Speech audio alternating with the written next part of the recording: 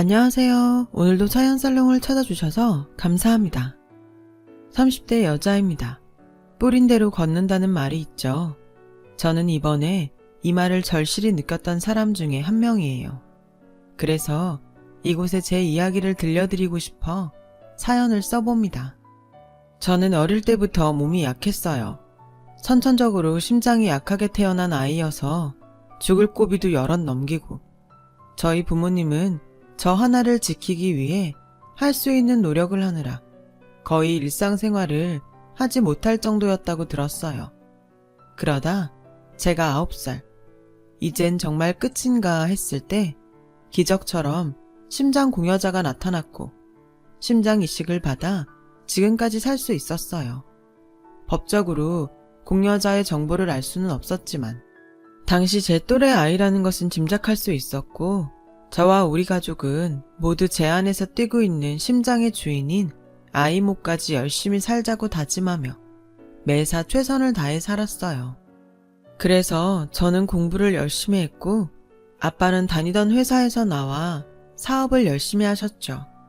엄마는 저와 아빠의 뒷바라지를 열심히 해주셨어요. 그렇게 행복하던 어느 날, 제가 고등학교 2학년 때 엄마는 교통사고로 하늘나라로 가시게 되었어요. 셋이 살다가 둘이 된 현실은 너무나도 허전하고 슬펐지만 아빠는 어린 저를 위해 슬퍼도 참고 힘들어도 참으며 회사를 키워가셨어요.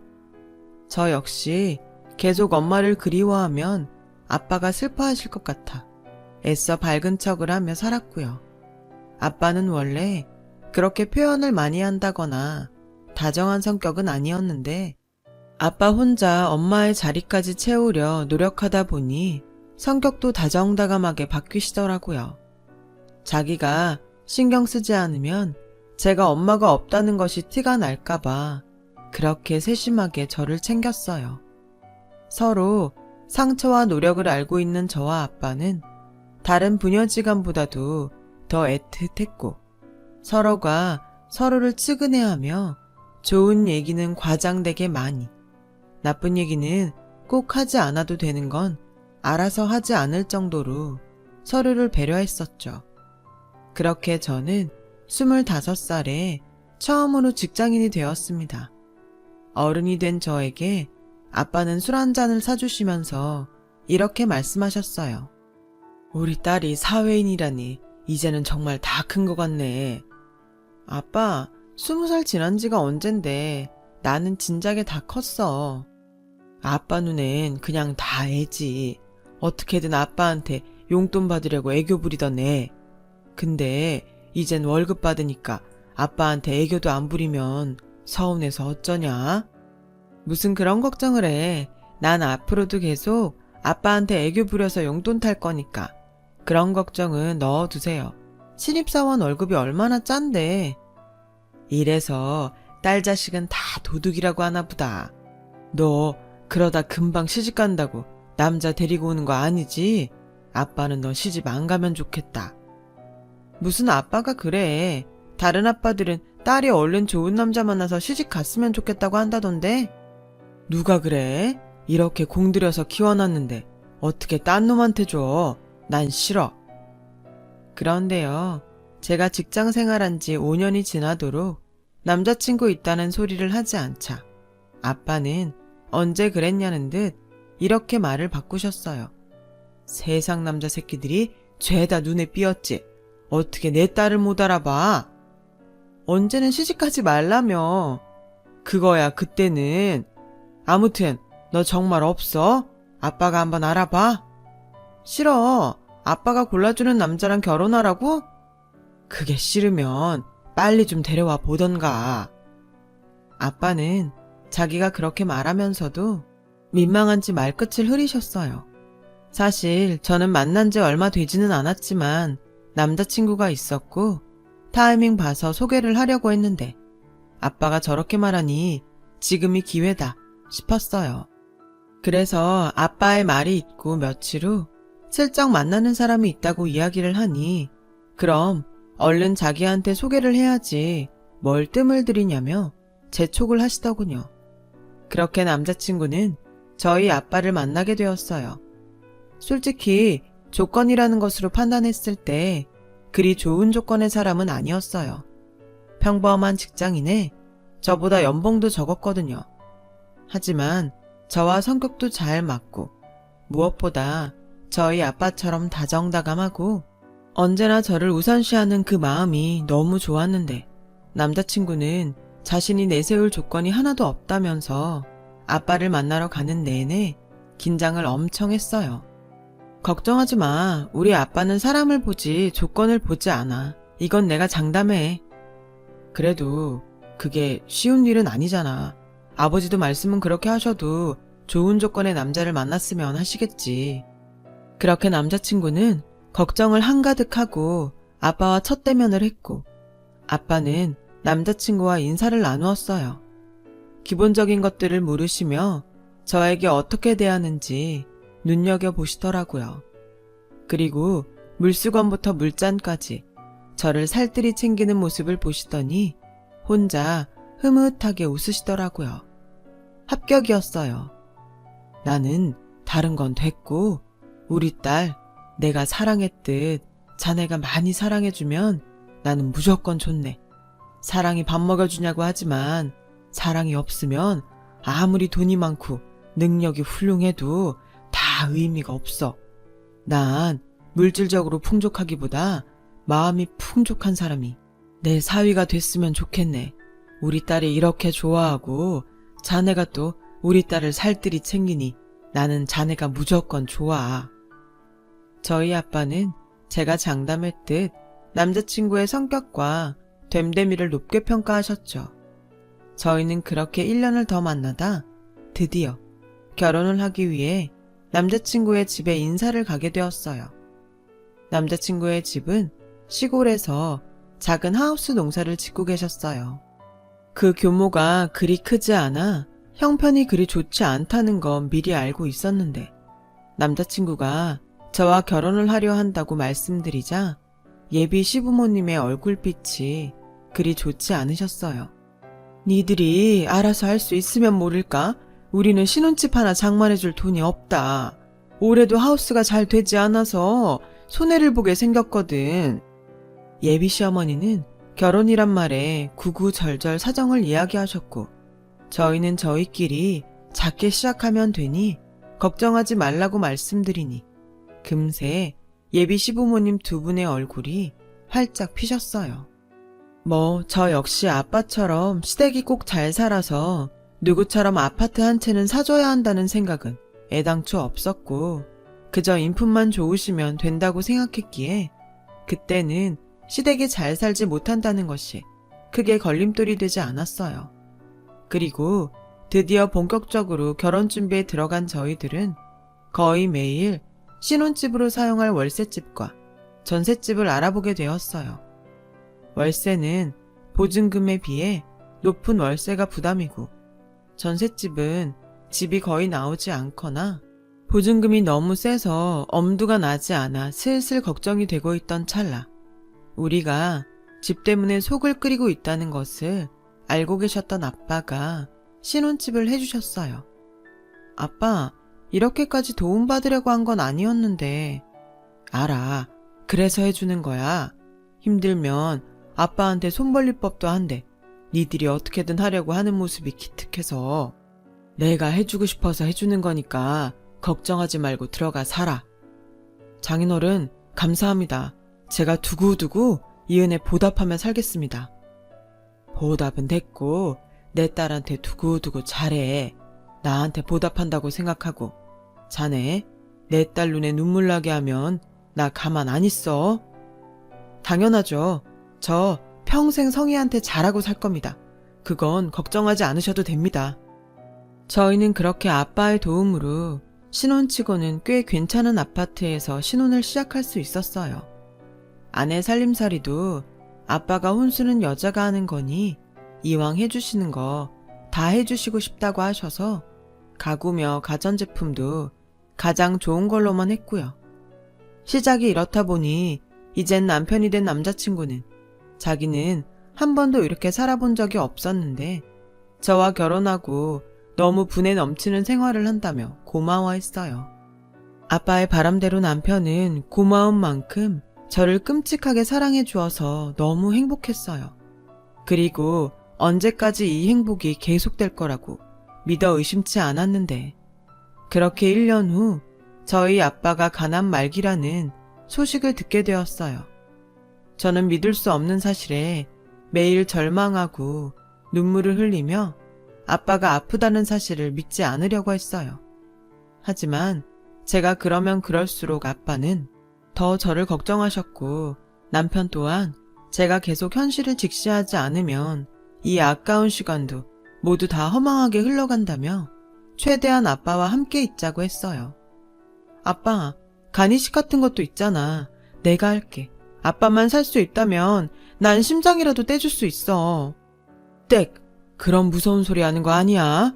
그 심장이 어떤 심장인데 아빠는 우리 귀한 딸 몸에 손 하나 안 댈 거야. 그럼 저라도 드리겠습니다, 장인어른. 내 딸이 귀하면 자네도 귀하지. 나는 이제 미련이 없네. 솔직히 해볼 수 있는 건 다 했어. 근데 아니라고 하니 이젠 받아들일 수밖에. 이제 성희한테는 자네가 있으니 난 하늘의 집사람 옆으로 가고 싶네. 아빠, 그런 말 하지 마. 내가 아빠 없이 어떻게 살아. 성희야, 우리 이런 우울한 얘기는 그만하자. 나중에 후회하지 않도록 아빠는 우리 딸이랑 사위랑 즐겁게만 있고 싶어. 저희 아빠는 그렇게 계속 괜찮다고, 오히려 이젠 편하다고만 말씀하셨는데 저는 그 모습이 더 슬퍼서 집에 오면 남편의 품에 안겨 꺼이꺼이 울기만 했어요. 그 와중에 제가 남편에게 또 고마운 것이 있었는데요. 아빠가 병원에 입원하면서 아빠의 회사가 위기를 여럿맞이하게 됐고 또 아빠의 건강이 좋지 않다는 소문이 업계에 돌면서 경영난을 겪게 되었거든요. 남편이 다니던 직장도 그만두고 아빠의 회사에 들어가 맨땅에 헤딩하듯 일일이 부딪히며 위기를 하나하나 해결해 나가 아빠의 걱정을 덜어드렸다는 사실이었어요. 딸인 저도 할 수 없는 일이기에 저 역시 아빠 못지않게 남편에게 고마움을 느끼게 됐어요. 역시 내가 사람을 아주 잘 봤다는 생각과 동시에 남편이 있어 든든하다는 생각도 들었죠. 그렇게 6개월 후, 호전까지는 아니어도 그럭저럭 버텨나가던 아빠의 병세는 급격히 나빠지기 시작하셨어요. 얼굴이 까맣게 변하고 복수가 차기 시작하며 저는 원하지 않았지만 아빠와 이별을 준비해야 했어요. 그리고 어느 날 엄마가 너무 보고 싶다고 말씀하시던 저녁, 아빠는 저와 남편에게 영원한 안녕을 고하셨어요. 아주 편안한 얼굴로요. 저는 그동안 마음의 준비도 하고 나름 무너지지 않으려 대비를 했지만 아빠의 마지막을 맞이하는 순간은 그런 것들이 모두 무의미하게 무너져 버렸죠. 급기야 기절해버렸는데요. 그렇게 깨어나면 또다시 울고 다시 기절하며 아빠의 장례식을 겨우 치러야 했어요. 그 후로 며칠 후 아빠의 변호사라는 사람에게 연락이 왔고 아빠의 유언장에 아빠의 회사를 저희 남편에게 물려주고 아빠의 재산은 저에게 물려준다는 내용이 있다는 사실을 알게 되었어요. 아무래도 당신이 병원에 있는 동안 남편이 회사 운영에 애를 쓴 것이 회사를 물려주자고 생각하시게 된 경위 같았어요. 어차피 저에게는 물려줘봤자 제가 직접 참여하며 경영할 순 없으니 남편에게 힘을 실어주자고 생각하신 것 같다고 변호사님은 유언장 작성 시 들었던 설명을 저희 부부에게 해주셨어요. 하지만 그때 당시는 회사고 재산이고 귀에 들리지 않았고 그저 이젠 더 이상 아빠가 이 세상에 없다는 것만 떠올라 눈물만 나왔어요. 그러면서 아빠가 그렇게 생각하셨으면 저는 무조건 따르겠다고 생각했습니다. 그렇게 제 남편은 저희 아빠의 회사에 대표가 되었어요. 그런데 아이러니하게도 남편은 회사 대표가 되어 매일 하루가 멀다 하고 바쁘게 지내게 되었어요. 남편까지 제 옆에 있기가 어려우니 급기야 우울증까지 걸려서 정상적인 생활이 불가능하게 되어버렸고요. 그래서 한 번은 제가 너무 힘드니 남편에게 회사에 가지 말고 제 곁에 있어달라고 부탁을 하자 남편은 몹시 짜증난다는 얼굴로 저에게 날선 소리를 했어요. 내가 요즘 얼마나 바쁜지 알아? 나에게 하루는 누군가한테 한 달 같은 시간이야. 근데 이렇게 고생하는 나한테 자기 곁에 있으라고?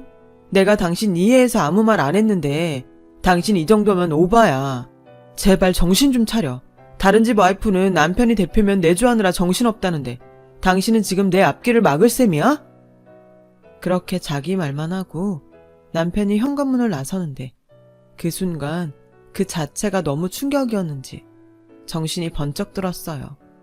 그 회사가 누구 거였는데 저 사람이 저에게 자기 앞을 막을 거냐고 화를 내다니 저는 어이가 없었어요. 하지만 이내 평상시 자상하고 좋은 사람이기에 그래 자기도 지금 회사 운영하느라 정신이 없어서 그런가 보지. 그렇게까지 얘기한 거 아마 지금은 후회하고 있을 거야. 라고 생각하며 스스로 합리화했어요. 그 일을 시작으로 남편은 다른 사람이 되었어요. 자기 주말에는 쉬지. 우리 모처럼 교회로 나갔다 올까? 한가한 소리 하네. 당신은 회사 운영하는 게 쉬는 날이 있을 것 같아? 모르면 가만히나 있어. 가뜩이나 정신없어 죽겠는데 왜 당신까지 나한테 스트레스를 주니? 회사 사람들도 나한테 장인이 꽂아준 낙하산이라고 얼마나 뒷말하는지 알아? 난 그런 편견 속에서 어떻게든 회사 키워보겠다고 애를 쓰는 사람이라고. 내가 이러니 퇴근하고 집에 오기가 싫다. 제가 그런 걸 모르나요? 그래도 저는 남편 머리도 식히고 다시금 잘 지내보려고 했던 말이었거든요. 되려 남편이 그런 소리를 듣고 이 사람이 정말 내 남편이 맞는지 의심스러웠어요. 연애할 때도 결혼하고 나서도 그렇게 제가 우선이었던 사람이었는데 회사 대표가 되고 나서부터 걸핏하면 저에게 짜증을 내고 화를 내는 사람이 되어버렸죠. 그 후 남편과 저는 심리적으로 거리가 생겼어요. 하지만 남편은 아랑곳하지 않고 오히려 제가 말을 하지 않자 편하다는 듯 저에게 아무 말도 걸지 않더라고요. 늦은 퇴근에 그저 집에만 오면 업무인지 뭔지 모르지만 핸드폰만 붙들고 새벽까지 있다가 그대로 소파에서 잠드는 일이 부지기수였어요. 상황은 계속 이렇게 좋아질 기미가 보이지 않고 저는 참는 것에 이제는 한계를 느껴 그날은 아주 작정을 하고 남편을 기다렸어요. 싸움이라도 걸어서 남편의 속내를 알아보려고 했거든요. 그리고 남편이 12시가 되어갈 즈음 집으로 돌아와 또 핸드폰만 붙들고 있길래 저는 기다렸다는 듯 남편에게 쏘아붙였어요. 당신 요즘 진짜 이상해. 맨날 늦고 핸드폰만 보고 혹시 나 몰래 바람 피우니? 당신 말대로 내가 아빠 돌아가시고 우울증 걸리고 당신 힘든데 100번 이해 못했다고 치자. 근데 당신 변해도 너무 변한 거 아니니? 분명 이유가 있을 거잖아. 나 오늘은 그 이유를 알아야겠어. 한가해? 심심하냐? 이 시간에 사람이 퇴근하고 왔으면 나를 좀 안쓰럽게 봐줄 수 없어? 힘들게 일하고 온 사람한테 시비 걸고 싶냐고. 이유? 네가 지금 이러는 게 이유다. 사람 얼마나 질게 하는 줄 알아? 언제까지 나한테 대접받을 건데? 넌 공주고 난 뭐 머슴이냐? 계속 이럴 거면 차라리 이혼해. 진짜 사람 짜증나게 굴어. 이쯤이면 제가 알던 예전이 거짓인지 지금이 거짓인지 저는 분간이 되지 않았어요.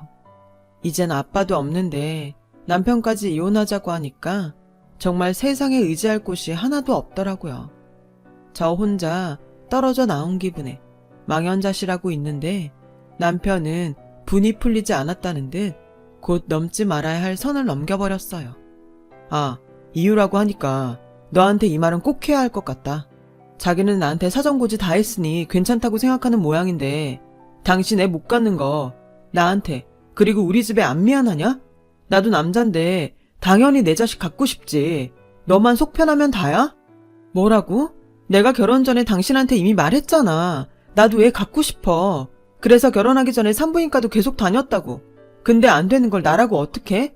그래서 내가 미리 말했잖아. 당신이 괜찮다고 해서 결혼한 거고 그때는 다 괜찮다고 나만 있으면 된다고 하더니 이젠 자기 자식이 갖고 싶어? 그래, 갖고 싶어. 나도 나이를 먹으니까 점점 내 애가 갖고 싶어. 솔직히 장인어른도 당신 애 못 낳으니까 집이면 혼수 다 해주신 거잖아, 미안해서. 근데 이게 물질적으로 해결이 돼? 난 당신의 그런 뻔뻔함에 질려서 이혼하고 싶은 거야. 이제 궁금증이 좀 풀려? 그리고 우리 부모님도 애 못 낳는 너랑 빨리 헤어졌으면 좋겠대. 너만 보면 조상님 볼 면목 없고 너 얼굴도 보기 싫대. 남편을 일방적으로 그렇게 쏟아내고 다시 집을 나갔어요.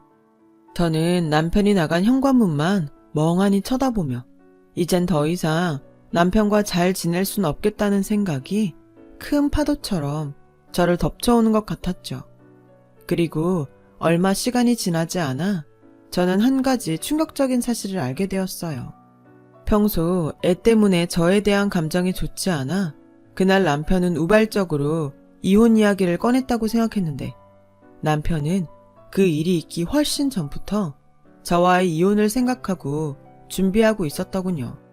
제가 남편과 이혼을 하려 아빠의 변호사님을 찾아갔을 때 변호사님은 저에게 합의 이혼을 하는 게 아니었냐며 되려 놀란 얼굴로 저에게 반문하셨어요. 황당하고 어이가 없어서 그 인간이 그렇게 말했냐고 저도 모르게 화를 냈죠. 그 길로 연락을 받고 온 남편과 저는 변호사 사무실에서 한바탕 싸움을 벌여야 했어요.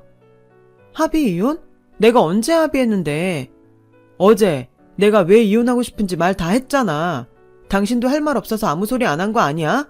그럼 합의된 거잖아. 무슨 문제 있어? 나 그 집이랑 위자료 당신이 달라는 대로 다 줄 테니까 제발 이혼하자. 그래? 원하는 만큼 다 준다고? 그럼 우리 아빠 회사 다시 내놔. 참, 말은 바로 하자.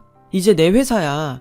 당신 아버지가 하던 거래처들 이제 하나도 남지 않았고 이젠 완전히 내 사람들로 굴러가는 내 회사라고. 근데 이걸 당신한테 주면 그냥 망하자는 거지? 오죽하면 당신 아버지가 나한테 물려줬겠어. 능력 없는 자기 딸한테 줘봤자 망할 거라는 걸 아셨던 거지. 그냥 돈이나 챙겨.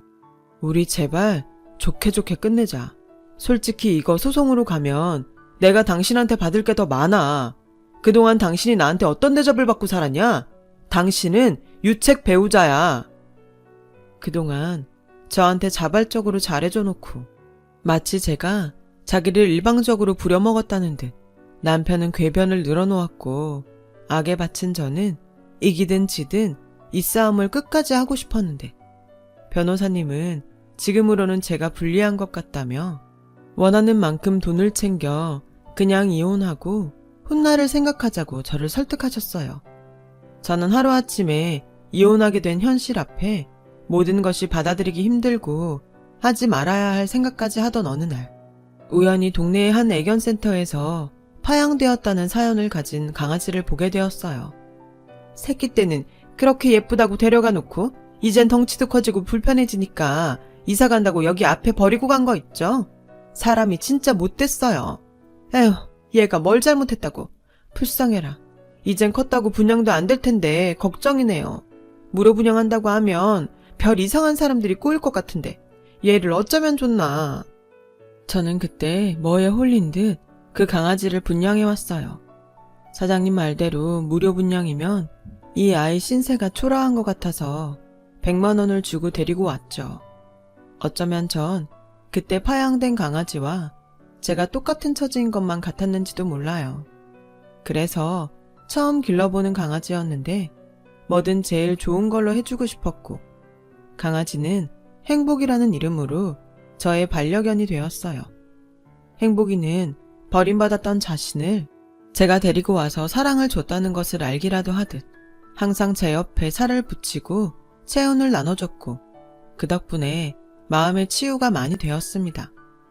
인생 뭐 있나? 괜히 쓸데없는 에너지 버리지 말고 아닌 건 잊고 앞으로를 위해 살자는 결심을 하게 되었어요. 그래서 저는 남편에게 10억이라는 돈을 합의 이혼 조건으로 받았고 그 후 제 앞날을 위해 공부하고 자격증도 따며 반려견 행복이와 오로지 행복하기 위해 노력하고 살고 있었어요. 그렇게 5년이 넘어가는 어느 날 정말 신기한 일을 겪게 되었는데요. 애견센터에서 갑자기 연락이 와서 급히 행복이를 데리고 센터로 갔는데 행복이와 꼭 닮은, 하지만 많이 노쇠해 보이는 강아지가 저희를 기다리고 있었어요.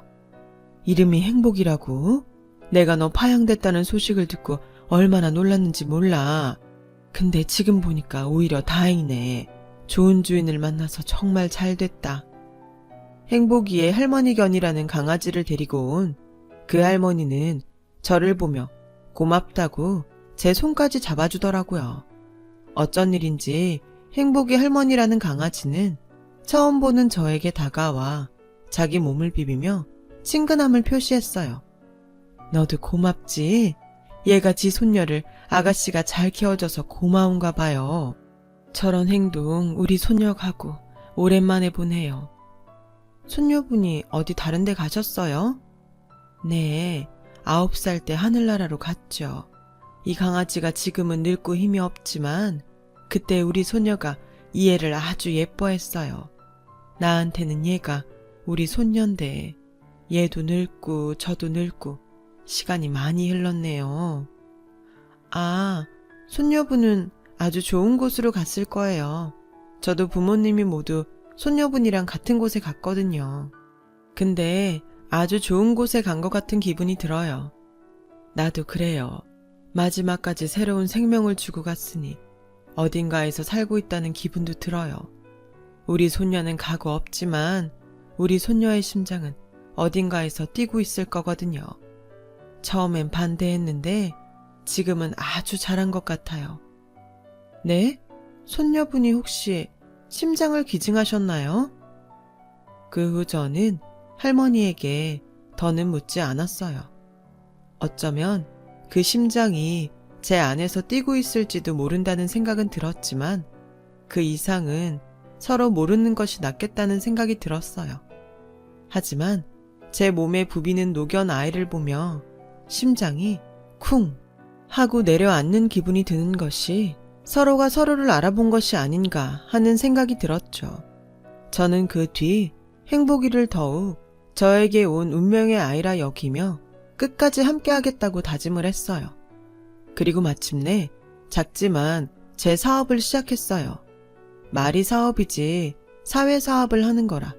이익보단 공익이 더 많은 회사였는데 저 역시 누군가의 희생으로 여기까지 왔으니 앞으로의 삶은 제가 누군가의 행복을 위해서 살면 좋겠다고 생각했고 다행히 아빠에게 받은 그리고 전남편에게 받은 돈이 있으니 거침없이 사업을 전개해 갔어요.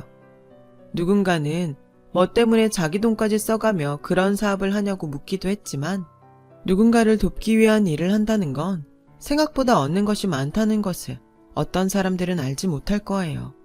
그런데 이런 와중에 저에겐 뜻밖의 일이 또 벌어졌는데요. 그날은 모처럼 꿀같은 휴가를 맞아 행복이와 한참 늘어지게 자고 있었어요.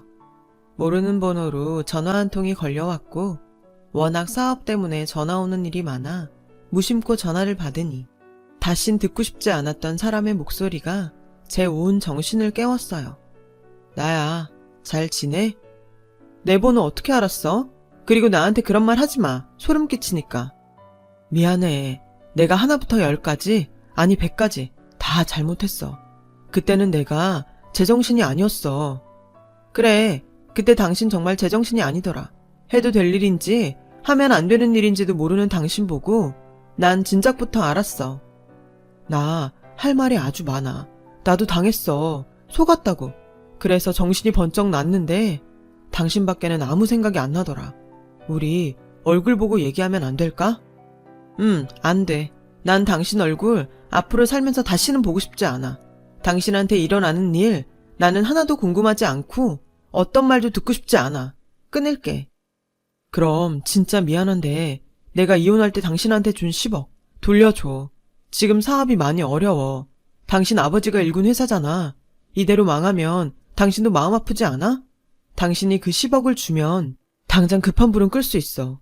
그러니까 그 돈 당장 돌려줘. 돌려달라고? 정말 어이없다. 당신 말대로 그 회사는 우리 아빠 회사야. 망하게 두진 않을 테니까 기다려. 저는 전화를 끊고 그 길로 변호사님을 다시 찾아갔어요. 아빠의 회사가 망하게 둘 순 없으니까요. 그래서 제가 직접 아빠의 회사를 인수하고 싶다고 했고, 그 사이 변호사님은 남편이 저와 이혼 후 재혼한 사업 파트너이자 여자한테 사기를 된통당해 회사 자금에 손을 댔다는 사실을 알았다며 그 인간을 회사에서 몰아낼 수 있다고 하셨어요. 저는 얼마의 시간이든 돈이든 상관없으니 그 인간에게서 아빠의 회사를 되찾아올 방법을 찾아달라고 했습니다. 드디어 저는 다신 보기 싫지만 그 인간을 대표직에서 몰아내려 일부러 회사의 부도위기까지 기다렸다가 그 인간을 횡령 비롯한 비리로 대표직을 해임시키고 아빠의 옛 동료들을 다시 모셔 이대로 물러날 수 없다고 악을 쓰는 그 인간 앞에 모습을 나타냈어요. 당신 일부러 나 엿먹이라고 작당한 거지? 작당? 자기가 자기 발로 회사 돈에 손대고 거짓 계약에 페이퍼 컴퍼니까지 하지 말라는 짓만 골라서 해놨으면서 지금 나한테 그게 할 소리야? 당신이 전에 나한테 말했지? 우리 아빠 회사 이대로 망하게 할 거냐고. 아니, 그럴 수 없어서 이렇게 나선 거야. 당신이 사업을 해? 지나가는 개가 웃겠다. 그러지 말고 우리 현실적으로 생각하자. 당신은 돈이 있고 난 경험이 있잖아. 우리 다시 재결합하자. 나 반성 많이 했어. 아니, 넌 정신을 덜 차렸어. 그런 소린 네 새 와이프한테 가서 해. 모르긴 몰라도 너보다 내가 사업은 한 수 위일걸? 돈을 번다는 의미가 뭔지도 모르고 사업을 한다는 의미가 뭔지도 모르는 너딴 새끼한테 더 이상 그 자리를 주진 않을 거야. 당장 꺼져. 밖에 경찰들이 너 마중 왔더라. 잘 가. 야, 김성희, 너 내가 준 10억 당장 내놔. 가져갈 수 있으면 가져가봐. 우리 아빠가 너 같은 놈한테 준 회사를 내가 가지고 올 수 없었듯 너도 네가 준 돈 나한테서 가져갈 수 없어. 사람도 돈도 지 것도 제대로 못 지키는 게. 저기요, 외부인 좀 밖으로 내보내 주시겠어요? 제가 임원분들에게 드릴 말씀이 있거든요. 그 길로 그 인간은 당신이 직원이라고 뽑아놓은 자들에게 끌려서 회사 밖 경찰에게 인계됐어요. 듣자 하니 그 인간은 재혼했던 여자에게 개인 신용대출까지 최대 한도까지 땡겨져 변호사도 선임하지 못할 정도로 빈털터리라고 하던데 이쯤 되니 뿌린 대로 걷는다는 옛말이 맞다는 생각까지 들었어요. 저는 그 후 회사를 아빠가 가장 믿고 신임한 전 이사이자 아빠의 친구분에게 회사 운영을 부탁드렸어요. 대신 회사 내 중요 회의나 긴밀히 따져봐야 하는 자리엔 꼭 참석하면서 아빠의 뒤를 이어가기로 했어요. 그리고 지금까지 아주 잘 성장하고 있고요. 그래서 요즘은 제가 하던 사회사업도 있고 아빠의 회사 일도 있어서 전에 없이 너무 바쁜 나날을 보내고 있어요. 그 때문에 행복이가 저만 보면 떨어지지 않으려고 해서 내심 미안한 마음이 들었고 요즘은 정말 중요한 자리가 아니면 행복이를 데리고 출근하기도 해요. 힘들었던 제 곁을 따뜻하게 지켜준 녀석을 슬프게 하고 싶지 않았거든요. 저보다 행복이가 가는 곳마다 인기가 많아져서 제가 행복이를 데리고 다니는 건지 행복이가 저를 데리고 다니는 건지 헷갈릴 정도였어요. 행복이와 산책을 하던 어느 날 행복이로 인해 인연이 된 멋진 남자와 결혼해서 얼마 전엔 예쁜 딸도 낳았답니다. 그거 아세요? 동물도 사람처럼 웃는 얼굴이 있다는 걸.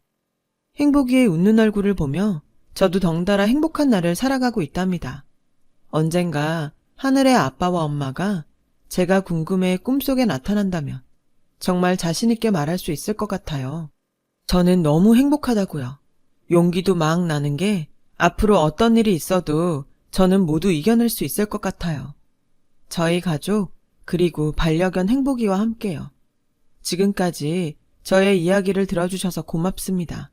앞으로 용기 잃지 않고 좋은 일 많이 하며 더 많이 행복해질게요. 여러분도 좋은 일을 나눌 수 있는 행복한 삶이 되시길 기도하겠습니다. 여러분, 사연 댓글에 응원과 현명한 조언 부탁드려요. 좋아요와 구독은 저에게 큰 힘이 됩니다. 오늘도 좋은 일 가득하세요.